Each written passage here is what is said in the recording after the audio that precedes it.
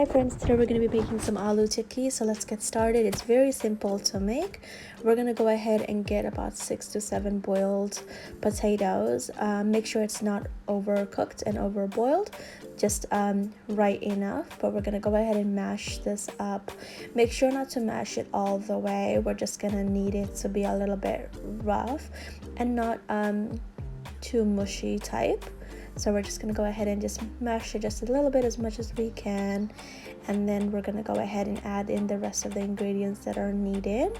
So I'm using a masher. You can use a fork or whatever you have around the house, but this is exactly how it should be, like not overly mashed like mashed potatoes. I'm adding some fresh coriander as well, just chopped finely, and then we're gonna go ahead and add a little bit of chilies, green chilies. I've just put about 6 to 7 chilies here. We like it spicy, but I'm also gonna go ahead and put a little bit of chaat masala. Chaat masala is optional, but it gives a really nice taste to the tikkis as any Indian dish for it. But I'm sprinkling some on now. And we're gonna go ahead and add salt as per normal. This is according to your taste, of course, so adding just the salt.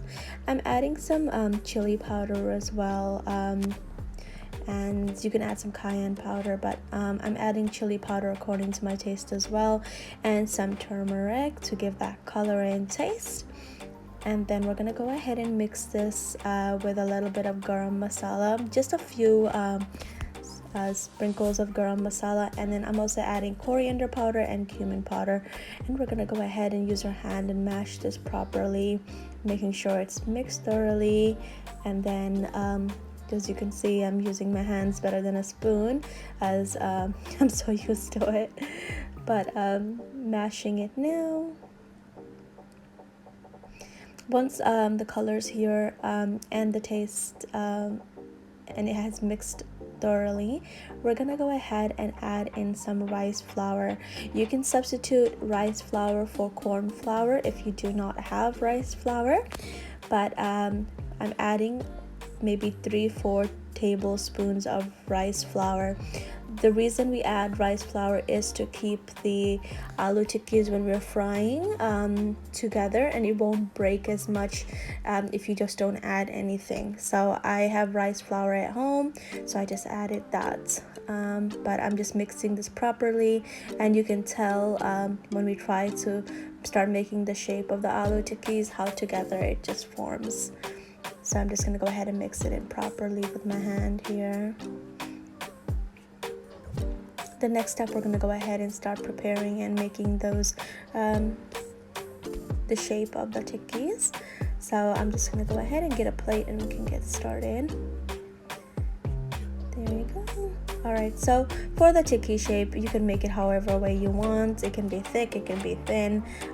For the tikki burger, it has to be thick, but I'm just gonna go ahead and make a round shape like I'm doing right now, and then just squeeze it into like a patty-like shape. So that's how I did mine, and we're gonna go ahead and keep on doing it until as much as you want to gather all the tikkis together. So I have made about 7 or 8 tikkis all together, and then we're going to go ahead and start frying them. Please make sure that the oil is hot. It can be medium to high heat. Make sure it's heated properly before adding the tikkis. I made the first mistake when I first did it, that I just added it to warm heat, and all my potatoes just didn't work. So I have made sure this time I have heated the oil really hot, and then I'm adding the tikkis in one by one. So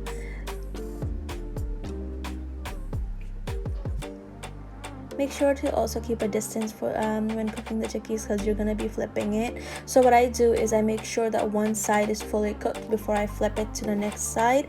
You're not supposed to be touching them when they are cooking. Just when you have to turn it, that's when you of course are supposed to turn the tikkis around. So just do it once and that's it. The color should be maybe a dark golden brown that we like, and then we just remove it once it has cooked. So as you can see, I'm slowly adding one tikki at a time.